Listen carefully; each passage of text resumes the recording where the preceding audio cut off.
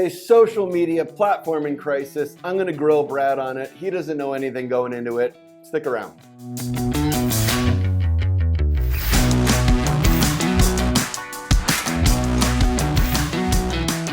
Hello, and welcome to a very special episode of the Influencer Marketing Show. I am Brad. I am Joel. And we're fired up for this. In fact, I don't even know what we're going to talk about, but Joel does, and it's going to be really good. I feel good vibes here, Joel. They're good vibes. All right, we're gonna pump this one out quickly because this one's relatively timely news. So, something interesting happened over the last few months. One, April 21st, Snap says this is what our forward-looking guidance is going to be. Things look groovy. We're going to be making money. All is well. We had a good Q1, etc., or not too bad Q1. And then just 2 days before we're filming this, so roughly a month after they initiated that, saying, hey, the macro environment has deteriorated, and I quote, further and faster than we had anticipated. So let me throw some facts at you. And I got facts on paper here. Snap lost $360 million in Q1 2022, and they are now saying that they could only expect to grow by roughly 20 to 25% this year. Again, Snap is still losing an absolute catastrophic amount of money on a quarterly basis.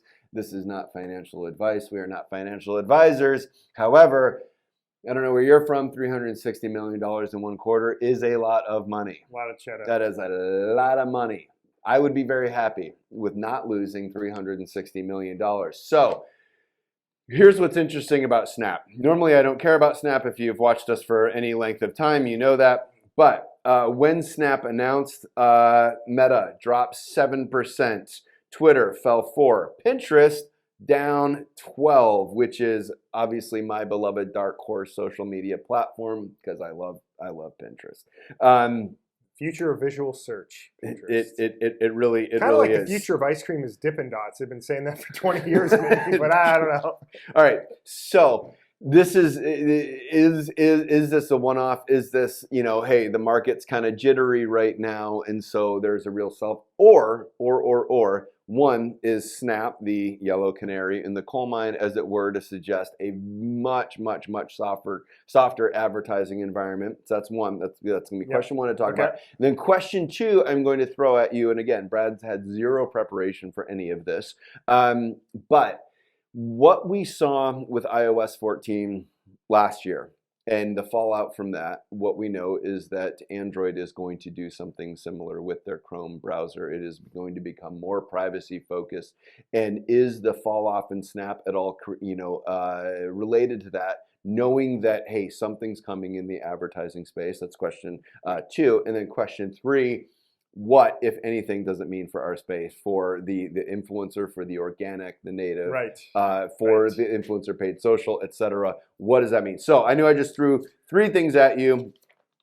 Let's get your reactions. Let's get Brad's reactions. All right. So lots of things happening here. So yes, if you've been tuned in for a while, first, thank you. We appreciate you Indeed being fans of the Influencer Marketing Show here.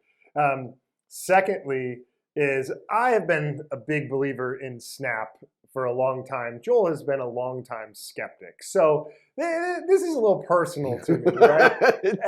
and the numbers are what the numbers are. It's impossible to ignore those. Snap is not on an island here, which I appreciate you pointing out. Indeed. And I think your first question is to sort of like what to make of this, like in a general scale. And I think there's two big things that are happening. Like, number one is TikTok is kicking ass and taking names, and they're dragging Instagram Reels, they're dragging YouTube Shorts along with them to the party. Yep. And Snapchat is stuck trying to find a prom date still at this point. But that said, I mean, well, hang on. So that's one, I think, really big factor and driver that's happening. The second, and this is happening across the board, is that marketers, I think, are a little uncertain of what the future is gonna hold, and so people are looking to keep their powder dry.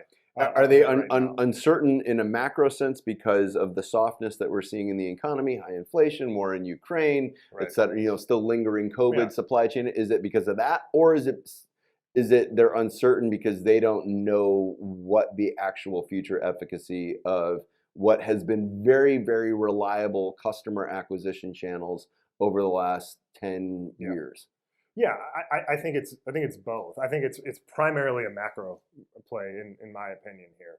Is that everything you said? Right? We're in a tough spot where look, the data on the consumer is that consumer is still strong.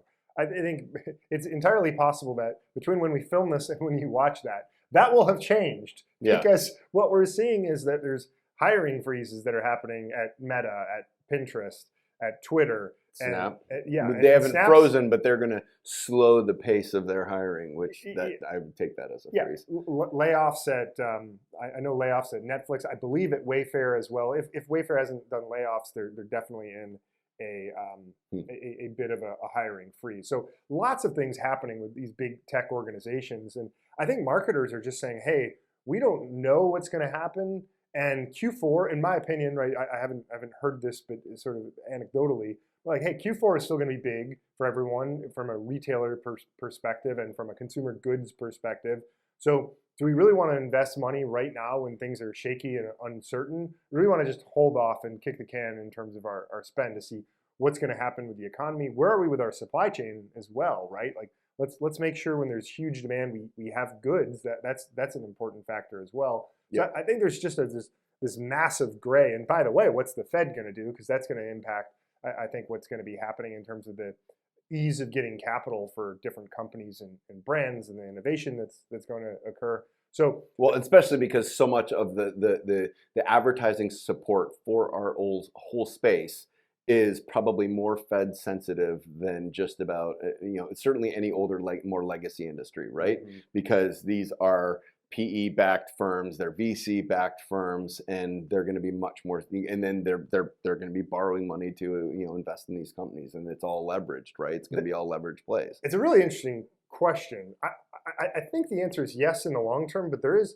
when these brands are getting funded, especially when you're talking about Series A, Series B, Series C, when you're talking about big early stage tech companies, they generally have a lot of dollars, and it's generally a pretty competitive marketplace where there's a bit of a war, whether it's HelloFresh versus Blue Apron or 23andMe versus Ancestry. I mean, the list goes on and on. Yeah. Hey, or DraftKings versus FanDuel. Like, yeah. hey, how do I get people on my platform that are part of us, because they're likely to be sticky for the long term. So in some cases, I would say the industry is a little bit insulated from that. But at the same time, I think there's less investments, there's less checks that are likely to be written here in the near term for all the reasons that you outlined. So I think it's an interesting thing where it definitely impacts it very, very strongly, but it might be a bit of a laggard in that, in the extent to which that happens.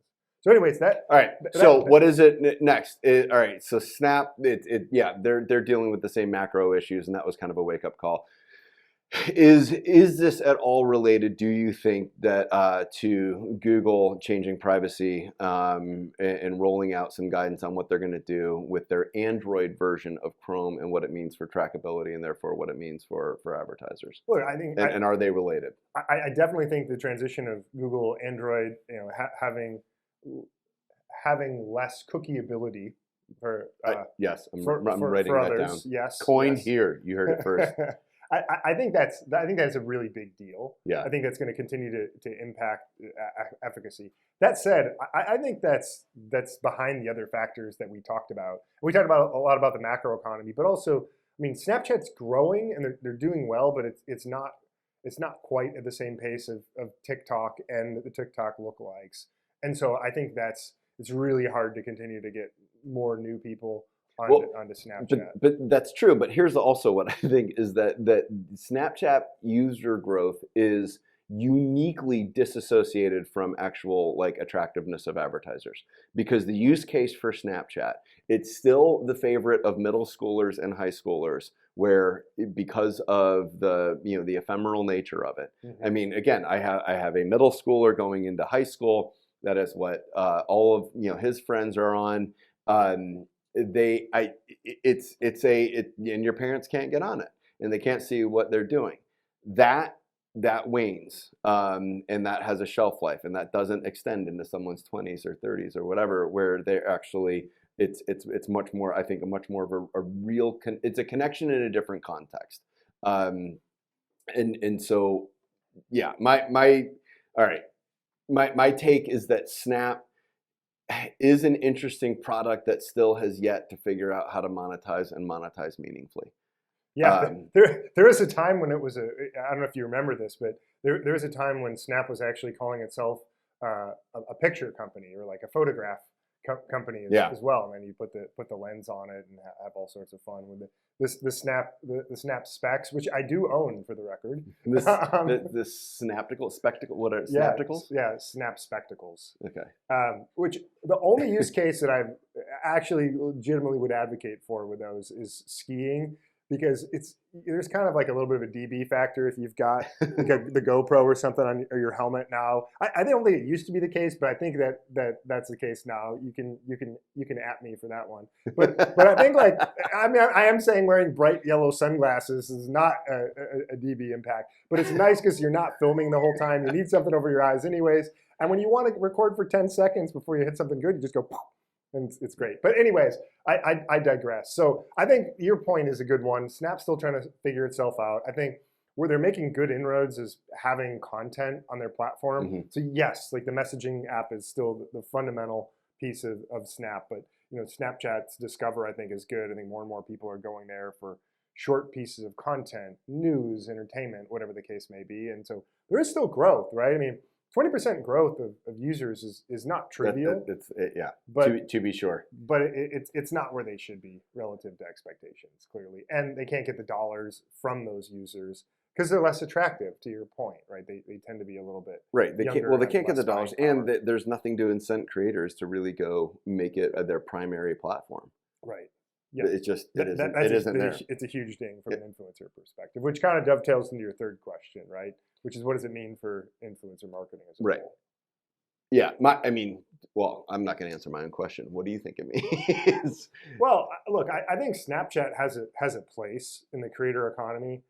So we've done a decent amount of work with creators being able to take their content and repurpose it onto Snapchat in the Discover arena, and that works pretty well, especially for creators whose content works to be like super punchy and cut down. So I think there's still a role for Snapchat, and I think there's still opportunity for Snapchat in the future.